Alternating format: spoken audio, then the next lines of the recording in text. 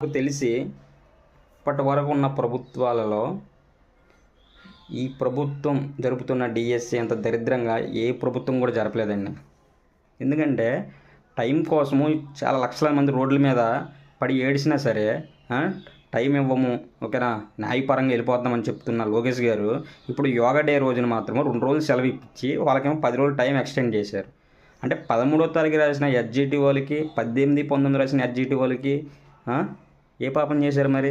వాళ్ళకి వీళ్ళకి ఎంత డిఫరెన్స్ ఉందో ఒకసారి అర్థం చేసుకోండి. ఇది ఆన్లైన్ పరీక్షలు, ఏ రోజు పేపర్ ఏ విధంగా వస్తుందో అని తెలుసుకొని మిగతా విద్యార్థులు ఏ విధంగా ప్రిపేర్ అవుతారండి? ఇది ఎంతవరకు కరెక్టు? ఇదేనా అండి మీరు విద్యాశాఖ మంత్రిగా వచ్చిన తర్వాత ఏమో మొత్తం విద్యా వ్యవస్థను మార్చేస్తాను ఏదో అన్నారు కదా, ఇదేనా? ఇంత గవర్నమెంట్ డిఎస్సి ఇస్తారా? ఇంతమంది విద్యార్థులు ఏడిపిస్తారా? కన్ఫర్మ్గా మీకు 2029లో చూపిస్తామండి, డౌటే లేదు మీకు.